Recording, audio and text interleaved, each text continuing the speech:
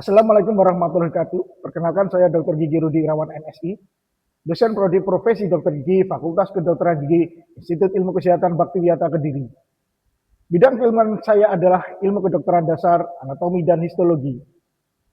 Jalan dengan bidang keilmuan tersebut, dalam kegiatan pembelajaran, saya mengampu mata kuliah di blok stomatogenesi 1 yang memiliki beban 3 SKS dan dilaksanakan di semester 3.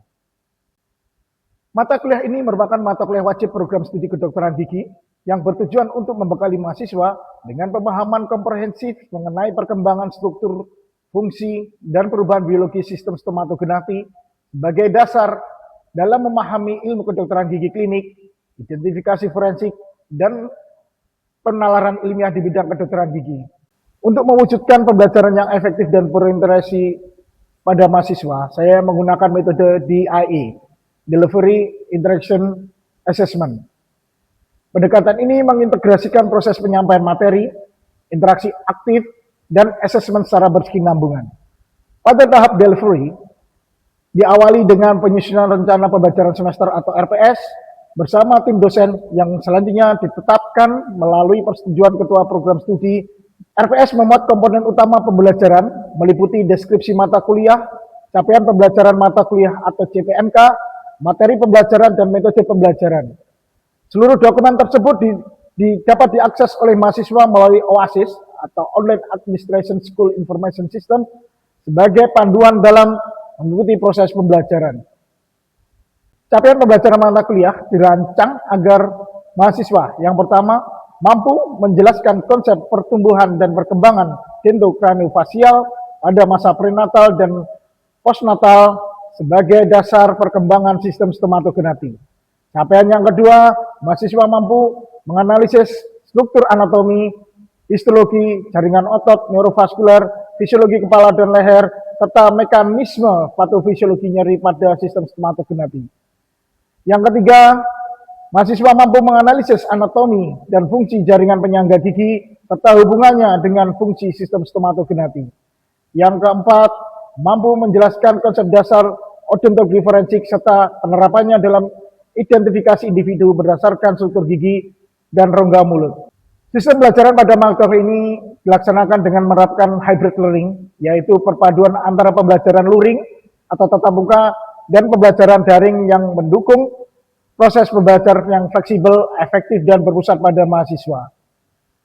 Dalam pembelajaran daring, saya mengoptimalkan LMS dengan platform Moodle, Modular Object Oriented Dynamic Learning Environment, sebagai sarana untuk mendistribusikan bahan ajar, menyediakan skenario kasus klinis sebagai bahan diskusi tutorial, mengunggah materi perkuliahan dan pembelajaran, memfasilitasi pengumpulan tugas, serta mendukung kegiatan dan pembelajaran mandiri melalui penyampaian resume dan telah kritis literatur secara digital. Melalui platform ini, mahasiswa dapat mengakses berbagai informasi pembelajaran secara real time, meliputi RPS, kontak perkuliahan, jurnal mengajar, serta presensi kehadiran. Metode pembelajaran yang saya terapkan disesuaikan dengan karakteristik pembelajaran berbasis blok, meliputi kuliah sebagai penguatan konsep, diskusi kelompok kecil melalui tutorial untuk mengembangkan kemampuan berpikir kritis, serta pembelajaran mandiri guna memperdalam pemahaman mahasiswa. Pada tahap interaction, proses pembelajaran menerapkan pendekatan problem-based learning atau PBL yang berpusat pada mahasiswa atau student center learning. Interaksi pembelajaran dibangun melalui kuliah yang berlangsung secara dua arah dengan penyampaian materi disertai pertanyaan-pertanyaan yang merangsang berpikir kritis dan sesi tanya jawab untuk memperdalam pemahaman mahasiswa terhadap konsep-konsep yang dipelajari. Proses pembelajaran kemudian dilanjutkan dengan kegiatan tutorial dalam kelompok kecil atau small group discussion menggunakan skenario kasus klinis untuk mengembangkan kemampuan berpikir kritis dan clinical reasoning dengan dosen berperan sebagai fasilitator yang mengarahkan jalannya diskusi. Selain itu, mahasiswa melaksanakan pembelajaran mandiri melalui penelusuran literatur ilmiah dari sumber yang kredibel yang hasilnya dipresentasikan dan didiskusikan dalam sesi pleno.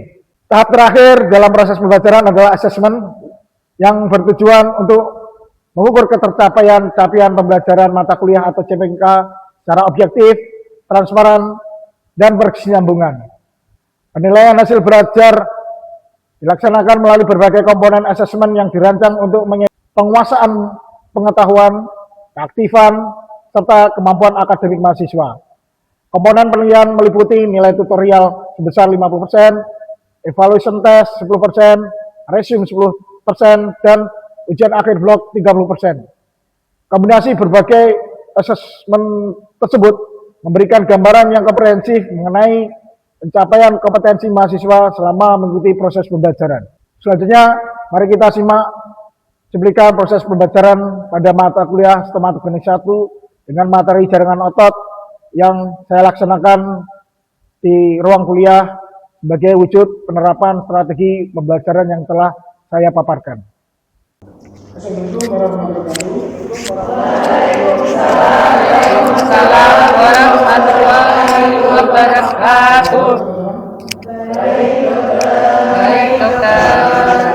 Baik, ini kita kuliah bersama beberapa satu dengan materi jaringan otot. Sebelum mulai, mari kita berdoa sesuai dengan kita menjalankan sesuai dengan masing-masing agar apa yang kita pelajari hari ini bisa bermanfaat. Doa, silakan. Saya baik. Kita materi hari ini adalah jaringan otot. Sebelumnya saya akan bertanya, ketika proses membuka dan tutup mulut, kira-kira muskulus apa saja yang berperan dalam proses tersebut? Ini ada yang silakan. Baik, dokter, terima kasih. Saya Reksa Susilo izin menjawab, dokter. Untuk muskulus pada saat membuka rongga mulut itu ada 3. Yang pertama ada otot masseter, kemudian ada otot temporalis, dan yang terakhir itu adalah otot petrigodeus, dokter. Baik, benar sekali ya. Jadi ada muskulus masseter, ada muskulus temporalis, ada muskulus petrigodeus, lateralis, dan medialis. Nanti kita akan belajar ke sana. Ya. Tapi sebelumnya kita mempelajari struktur histologinya terlebih dahulu. Otot sendiri secara umum dibagi menjadi 3 golongan atau 3 jenis. Yang pertama adalah otot bergaris atau otot lurik, ada juga yang menyebutnya sebagai skeletal muscles. Ya. Kemudian ada otot halus atau smooth muscles, dan juga yang terakhir ada otot catur. Jadi di tubuh kita ini sebenarnya macam ototnya ada 3, yaitu otot bergaris, otot halus, dan otot catur. Sekarang kita ke otot lurik atau otot bergaris. Kenapa kok disebut namanya kok lurik atau bergaris? Karena memang penampakannya ketika dilihat di mikroskop itu warnanya ada garis-garis yang ada garis terang ya. Nah, sehingga itulah disebut sebagai otot lurik. Nah, fungsinya apa? Fungsinya adalah tadi salah satunya adalah untuk menggerakkan anggota gerak. Ya. Dia melekat pada tulang, ya. Sehingga disebut juga sebagai skeletal muscles. Dan sifatnya karena kita membuka tubuh tadi itu kan atas keinginan kita, ya. Pasti sadar kan? Nah, itulah kenapa sifatnya adalah voluntary muscles. Artinya bergerak sesuai dengan keinginan.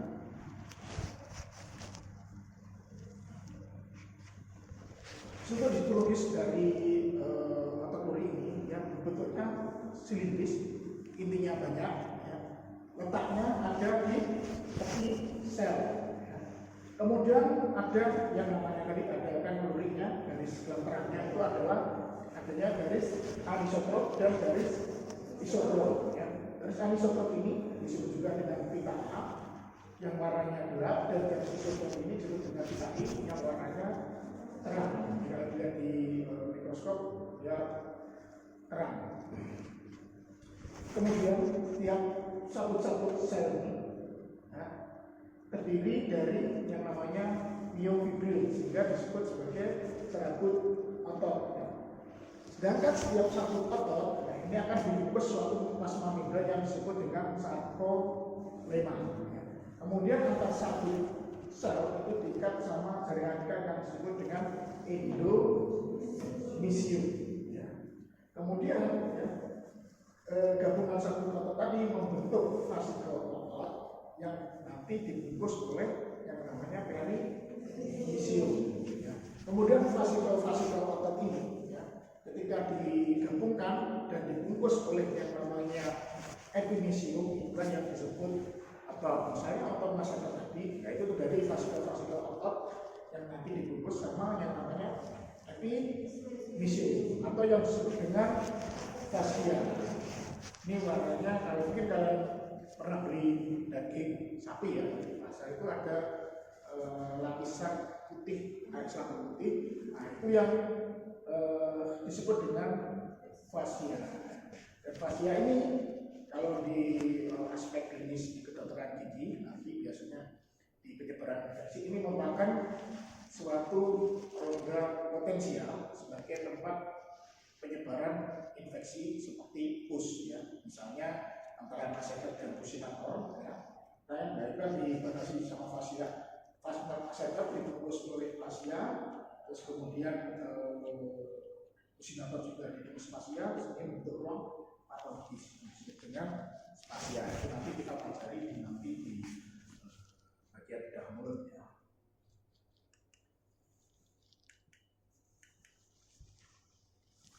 Nah, ini skemanya ya.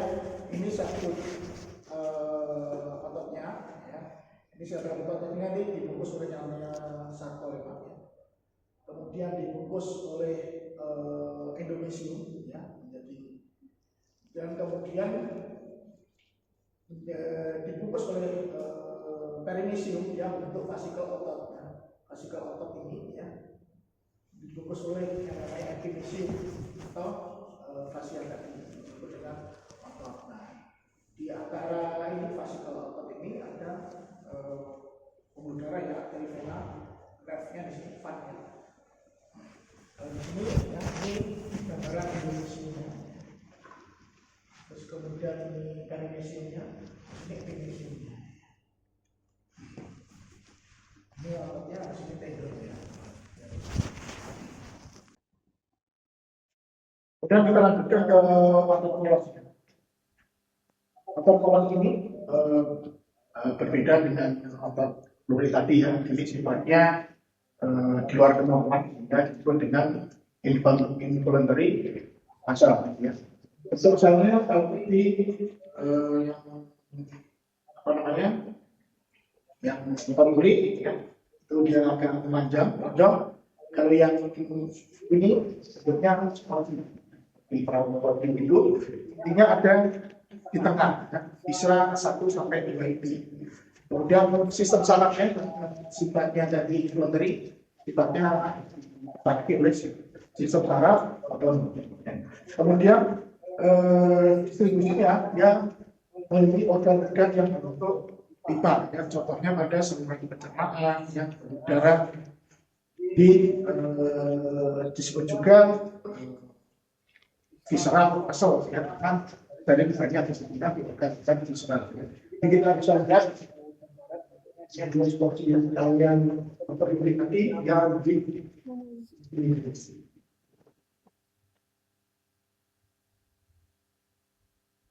kemudian akan selanjutnya adalah otot jantung.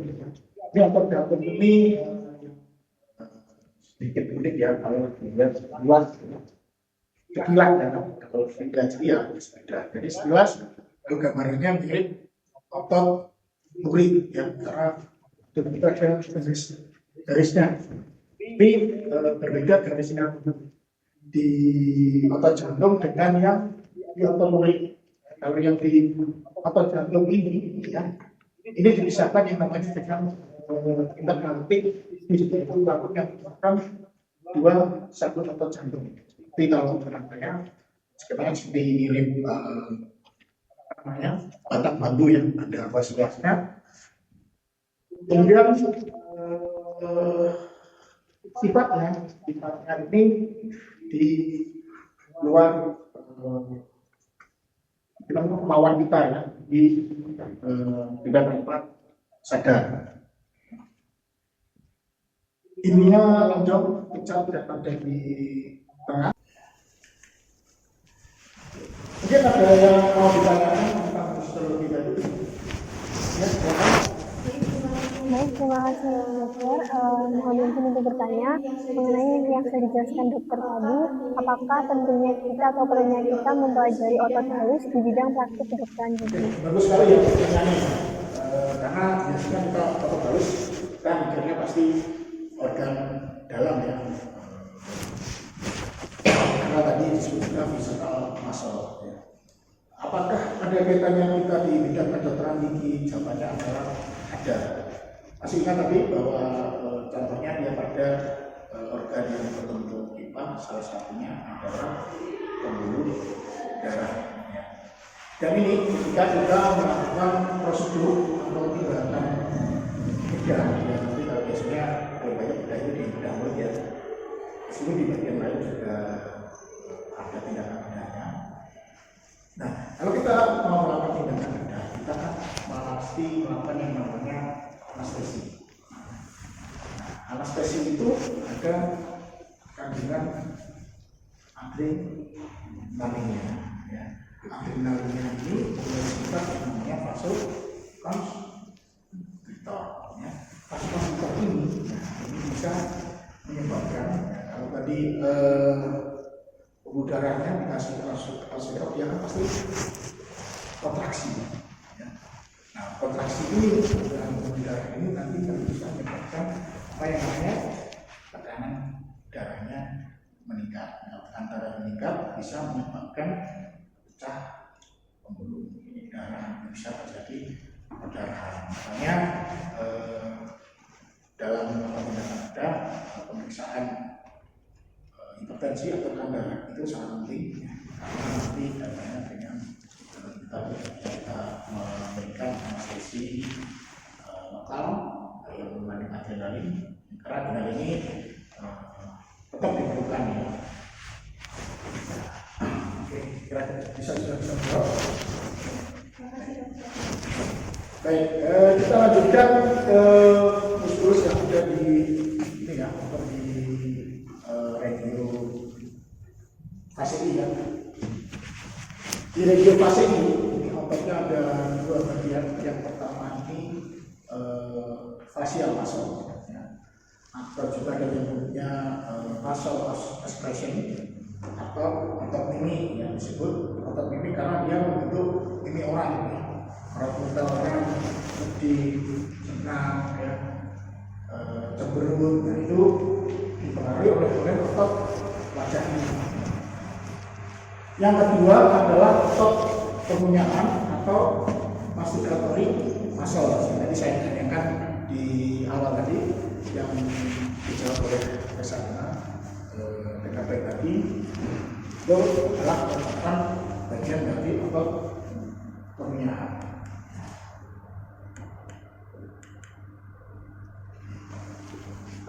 Facial muscle, otot wajah ini memiliki ciri sangat superficial. Origonya ada di tulang dan insersinya pada kulit, sehingga ini kalau kita diseksi di kadaver itu sangat sulit diuraikan karena melekat langsung di kulit. Ya, biasanya ada kalau karena kan ada tulang ini origonya ada di tulang, kemudian insersinya ada di kulit. Jadi ini kalau baca kan nah ini insersinya jadi originnya ada di tulang. Inervasinya diinervasi oleh nervus 7 atau nervus facialis.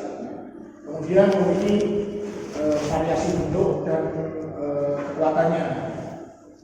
Bentuknya ada yang panjang, ada yang bulat ya, terikat, terus ada yang seperti kipas. Dan kekuatannya beda seperti yang tadi untuk mengunyah hanya untuk yang menggerakkan apa namanya alis ya, bulu mata. Ini otot wajah ini yang di depan ini dahi ini yang bentuk dahi ini bisa membentuk kerutan-kerutan di dahi ini adalah muskulus frontalis ya. Kemudian yang di hidung sini di atasnya adalah muskulus procerus ya.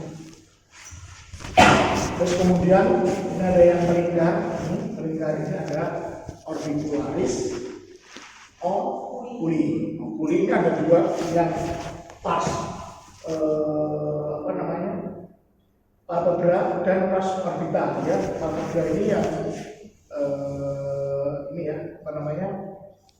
menggerakkan kelopak mata, sedangkan yang orbital yang alis. Kemudian di sini ada ini narik dari oris dari bibir ke hidung ya. Ini muskulus levator labii superior alanasi. Kenapa alanasi? Karena dia nempelnya di hidung ya. Kemudian ini kalau yang ke arah sini di orbital ini ada adalah levator labii superior ya. Muskulus labii levator labii superior ya. Sedangkan ini ada ini yang ke arah muskulus zygomatikus minor ya. Kemudian yang agak besar ini ya, ini disebut dengan muskulus zygomatikus mayor ya. Ini yang menggerakkan, karena dia kan levator banget. Jadi kalau ya, ini ekspresi senyum, senang itu ya berperan atau tidak karena dia membentuk. Ya, kalau kita masih ingat di emoticon ya, kalau kita kirim pesan dari itu emoticon senyum kan dia bentuknya bibirnya kan lalu jadi ditarik, yang menarik adalah karena dia levator mata. Nah kemudian ini ada yang mendatar ya, itu risorius nasal. Nah risorius itu kalau yang orangnya datar itu flat gitu ya, gitu. Nah ini yang berperan adalah muskulus risorius.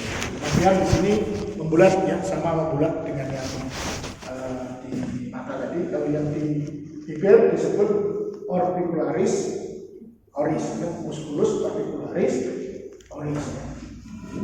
Kemudian kalau yang tadi yang ke atas itu disebut levator, kalau yang ke bawah depresor. Di sini ada depresor angulioris ya, dari sudut. Ya. Terus kemudian ada depresor labii inferior, ya. Kemudian musculus mentalis. Ya. Ini disebut juga dengan quadratus ya, atau nah, kemudian tadi seperti yang saya di awal, otot pengenyahan ini yang pertama ada musculus masseter, ada musculus petribulus medialis dan musculus petribulus lateralis serta musculus temporalis. Nah sebenarnya untuk membedakannya mana yang di sini kan ada dua ya, musculus medialis dan lateralis. Ini yang berperan dalam membuka mulut adalah yang medial atau lateral.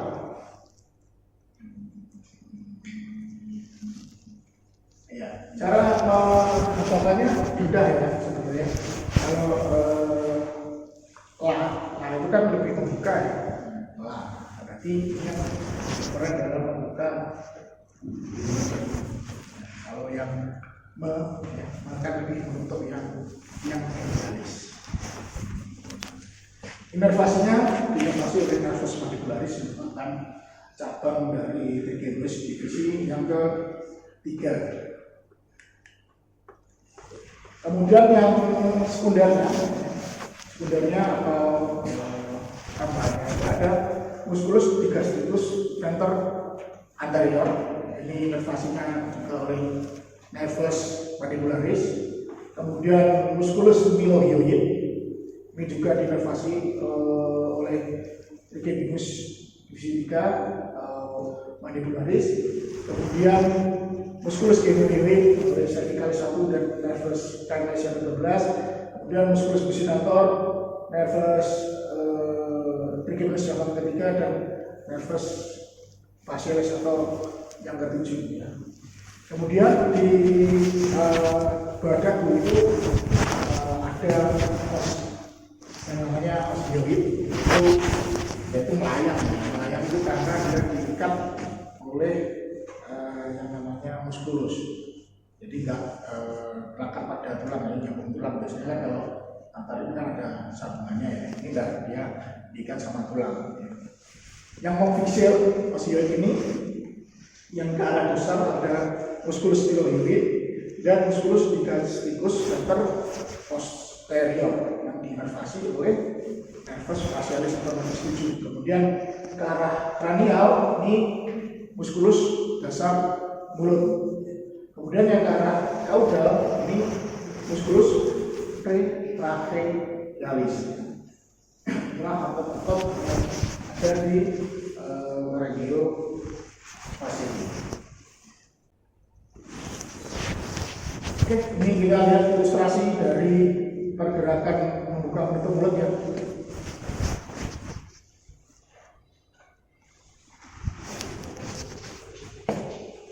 Ya ini artikularitisnya ya juga yang buka dan menutup. Kemudian ini musculus masseter ya. Temporalis.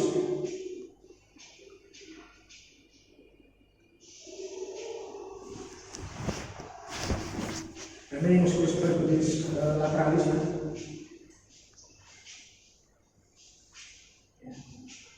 Perhatikan dia ketika membuka mulut.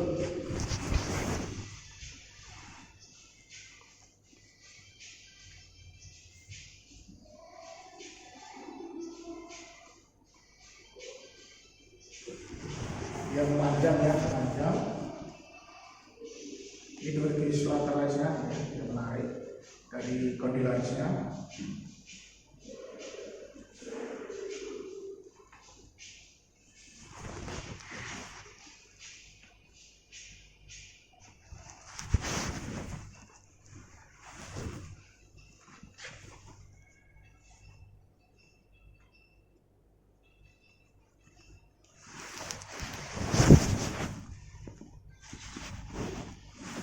Oke, baik, itu kita hari ini. Mungkin ada yang mau ditanyakan? Baik, silakan. Dokter, terkait materi yang sudah dokter jelaskan tadi, otot apa yang menjadi dan dapat menjadi gangguan ketika kita membuka dan menutup mulut, dokter? Jadi maksudnya ini gangguan pada otot ya. Jadi kalau misalnya yang paling sering kan dislokasi mandibula tadi ya, ketika kondilanya keluar dari dosa mandibulanya, kemudian melewati di situ. Nah, kalau yang ototnya sendiri biasanya adalah terjadinya infeksi. Infeksi apa? Infeksi bakteri tetanus. Bakteri tetanus ini dia bisa menyebabkan ototnya menjadi kaku. Kalau tidak ada, mungkin cukup untuk materi kita hari ini. Untuk materi nanti sudah saya upload di Moodle, bisa kalian baca. Kemudian jangan lupa untuk presentasi juga di Moodle ya. Oke, sebelum tutup, karena tadi kita tutup juga dengan doa.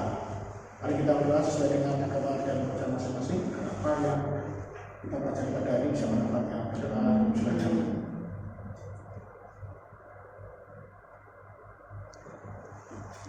Baik, terima kasih.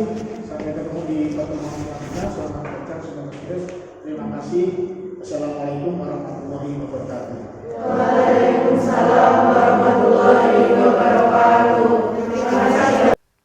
Demikian cuplikan pelaksanaan proses pembelajaran pada mata kuliah Stomatogenetik 1 yang saya laksanakan di program studi S1 Kedokteran Gigi Institut Ilmu Kesehatan Bakti Yata Kediri.